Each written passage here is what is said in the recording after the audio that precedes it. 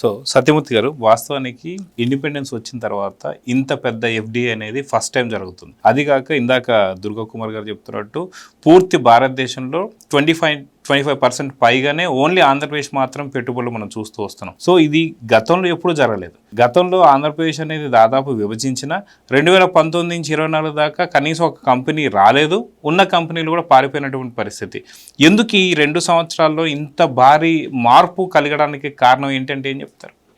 ఇప్పుడు ఆంధ్రప్రదేశ్ రాష్ట్ర విభజన జరిగిపోయిన తర్వాత అప్పుడు విభజిత ఆంధ్రప్రదేశ్కి తొలి ముఖ్యమంత్రిగా వచ్చిన తర్వాత చంద్రబాబు నాయుడు క్లియర్ కట్గా చెప్పాడు. ఆయన విశాఖపట్నాన్ని మనం ఐటీ హబ్గా చేసుకోవాలి అని ఆయన క్లియర్ కట్గా ఆయన ఒక డైరెక్షన్ ఇచ్చాడు. హైదరాబాదులో సైబర్ టవర్స్ ఉన్నట్టే విశాఖపట్నంలో ఒక సెంటర్ ఉండాలి అని చెప్పి మిలీనియం టవర్స్ అని ఒకటి కట్టాడు. అది నిజంగా కూడా హైటెక్ సిటీ కన్నా బాగుంటుంది, సైబర్ టవర్స్ కన్నా కూడా బాగుంటుంది. అంత భారీ ఇన్ఫ్రాస్ట్రక్చర్ తోటి అక్కడ మిలీనియం టవర్స్ కట్టిన తర్వాత నారా లోకేష్ ఐటీ మంత్రిగా, అప్పుడు ఐటీ మంత్రి, ఇప్పుడు ఐటీ మంత్రిగా ఆయన ఏం చేశాడు అంటే స్టార్టప్ కంపెనీలకి మనం ప్రోత్సాహం ఇవ్వాలి అని ఒక ఇంక్యుబేషన్ హబ్ ఒకటి పెట్టాడు. అంటే స్టార్టప్ కంపెనీలకు కావాల్సి వాళ్ళు ఏం చేయగలుగుతారు, ఆ చేసిన దానికి వాళ్ళ దగ్గర క్యాపిటల్ ఉండదు, పెట్టుబడి ఉండదు కదా. అందుకని వెంచర్ క్యాపిటలిస్టులని అక్కడికి ఆహ్వానించి వీళ్ళకి మీటింగు అరేంజ్ చేయటం.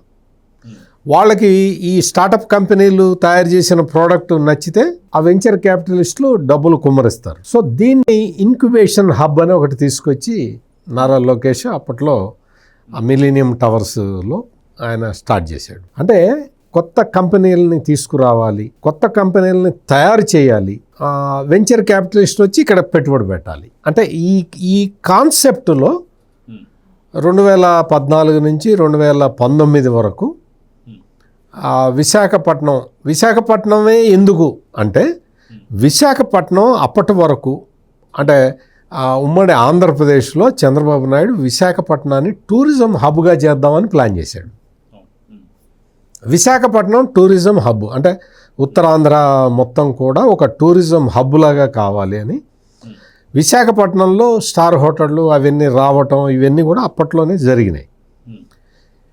ఆ టూరిజం హబ్గా ఎటు మారి ఉన్నది కాబట్టి అక్కడికి రావటానికి ఈ పెట్టుబడిదారులు తొందరగా వస్తారు అన్న ఆలోచన. అందుకని విశాఖపట్నాన్ని ఐటీ కూడా దానికి యాడ్ చేస్తే బాగుంటుందని చెప్పి విశాఖపట్నాన్ని ఐటీ హబ్గా సెలెక్ట్ చేసి చాలా ప్రయత్నాలు చేస్తే అసలు ఆ మొత్తం మిలీనియం టవర్స్ మొత్తం కళకళలాడిపోయినాయి.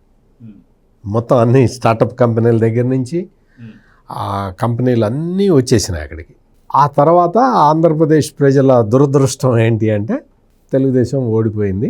ఎవడొచ్చాడో మనకు తెలుసు. వచ్చిన తర్వాత కళకళలాడుతూ ఉంటే మనం చూడలేం కదా. అందుకని మొత్తం మిలీనియం టవర్స్ మొత్తం అన్నీ ఖాళీ చేయించేశాడు జగన్మోహన్ రెడ్డి.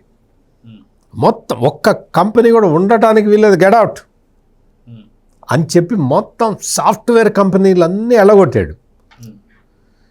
చివరికి ఒక కంపెనీ వాళ్ళు ఉన్నారు, వాళ్ళు 6 ఎంప్లాయీస్. 6 ఎంప్లాయీస్ వాళ్ళు చిన్న కంపెనీ సార్ మాది, మాకు హైదరాబాద్ అన్ని కంపెనీలు హైదరాబాద్ వెళ్ళిపోయినాయి. హైదరాబాద్లో మాకు దొరకట్లేదు సార్, ఇల్లు దొరకట్లేదు, కొంచెం కొన్ని రోజులు ఉంటాము అంటే బలానా టైం పెడుతున్నాం మీకు, మీరు ఖాళీ చేయకపోతే మీ కంప్యూటర్లు ఇచ్చి రోడ్డు మీద వేస్తామని చెప్పి బెదిరించి వచ్చారు ఈ వైసీపీ గుండాలు వెళ్ళి. చివరికి ఇంకా వాళ్ళు సర్దుకొని ఆ పెట్టెలు తీసుకొని బయట రోడ్డు మీదకి వచ్చారు వాళ్ళు.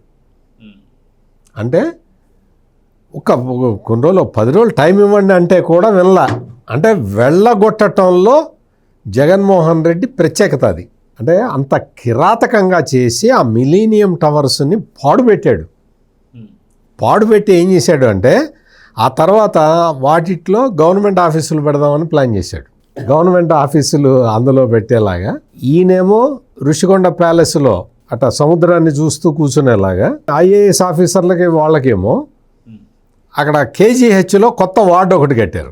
ఆ వార్డులో రోగుల్ని ఎళ్ళగొట్టేసి మొత్తం ఆ రూములన్నీ ఆ ఇళ్ళు అక్కడ ఉన్న ఇళ్ళు రూమ్స్ అవన్నీ ఐఏఎస్ ఆఫీసర్లకి రోగుల్ని ఎళ్ళగొట్టి మొత్తం హాస్పిటల్ ఖాళీ చేయించి ఇవన్నీ ఐఏఎస్ ఆఫీసర్లకు అన్నాడు. అవి అంటే జగన్మోహన్ రెడ్డి దృష్టి ఎట్లా ఉంటుంది, చంద్రబాబు నాయుడు విజన్ ఎట్లా ఉంటుంది అనేది చెప్పటానికి నేను ఇంత వివరంగా చెప్పింది. అటువంటి ఒక ఒక జగన్మోహన్ రెడ్డి పాలన నుంచి బయటపడటమే కాకుండా ఆంధ్రప్రదేశ్ ప్రజలు తమ తప్పు తెలుసుకొని జగన్మోహన్ రెడ్డిని తీసి ఒక మూల పడేయటం వల్ల మళ్ళీ ఈ రోజున ఆంధ్రప్రదేశ్ మొత్తం కళకళలాడుతున్నది. ఈ సందర్భంగా ఒక ప్రముఖ నాయకుడు, చాలా పెద్ద నాయకుడు, ఉత్తరాంధ్ర మొత్తానికి జాతిపిత లాంటి నాయకుడు ధర్మాన ప్రసాదరావు ఎక్కడున్నాడో ఏంటో ఆయన ఒకసారి ఆయన అభిప్రాయం కూడా తెలుసుకోవాలని నాకైతే ఉంది. ఎందుకు అంటే జగన్మోహన్ రెడ్డి ముఖ్యమంత్రిగా ఉన్న సమయంలో ఆయన అసెంబ్లీలో నిలబడి ఉత్తరాంధ్ర దిక్కులేనిది అయిపోయింది, ఎవరూ పట్టించుకోవటం లేదు, చాలా పూర్తి వెనకబడిపోయి ఉన్నది, ఉత్తరాంధ్రాని చూసే నాయకుడే లేడు, దిక్కు లేదు అని కుండలు కన్నీళ్ళు మొత్తం ఆ రోజున అసెంబ్లీ మొత్తం ఫ్లోర్ మొత్తం తడిసిపోయింది ఆయన కార్చిన కన్నీళ్లతోటి. ఏడుపు ఏంటి అంటే జగన్మోహన్ రెడ్డి విశాఖపట్నం వచ్చి అక్కడి నుంచి పరిపాలన సాగించాలి అనే ఏడుపు అనమాట. ఆ ఏడుపు కోసం చేశాడు. ఇదే ధర్మాన ప్రసాదరావు ఉమ్మడి ఆంధ్రప్రదేశ్లోనే రెవెన్యూ మంత్రి, అటువంటి పెద్ద పెద్ద ఇంపార్టెంట్ పోర్ట్ఫోలియోలు చేసిన వ్యక్తి. మరి ఆ రోజున నువ్వు ఉత్తరాంధ్ర అభివృద్ధిని ఎందుకు చేయలేవు ధర్మాన ప్రసాదరావు? నీ వల్ల కాలేదా? నీకు చేత కాలేదా?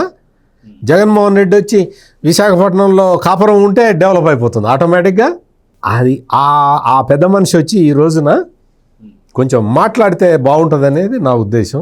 ఈరోజు ఈ శుభ సందర్భంలో ఇక్కడ Google AI data centre, Google cloud రావటం అనేది అది మొత్తం దేశం కాదు ప్రపంచం మొత్తం చూసింది. ఒక్కసారి విశాఖపట్నం వైపు చూసింది.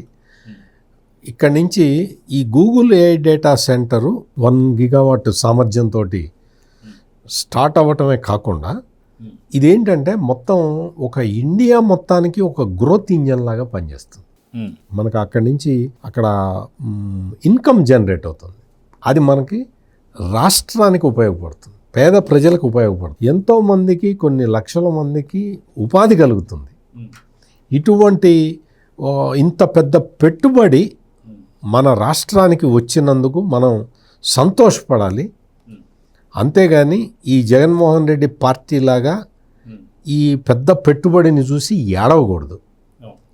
ఎంత ఏడుస్తున్నారంటే మొత్తం కొంతమంది మేధావులతో కూడా చెప్పించి డేటా సెంటర్ల వల్ల క్లైమాటిక్ కండిషన్స్ మారిపోతాయని, వేడి పెరిగిపోతుందని, కరెంటు మొత్తం వాడేస్తారని, వాటర్ మొత్తం వాడేస్తారని, ఇటువంటి అపోహల్ని ప్రజల్లో సృష్టించటానికి ఈ జగన్మోహన్ రెడ్డిని నమ్ముకున్న కొన్ని గుంటనక్కలు వాళ్ళు విపరీతమైన ప్రయత్నం చేస్తున్నారు. సమాజం మొత్తాన్ని ఇన్ఫ్లుయెన్స్ చేయటానికి రకరకాల ప్రయత్నాలు చేస్తూ ఉన్నారు.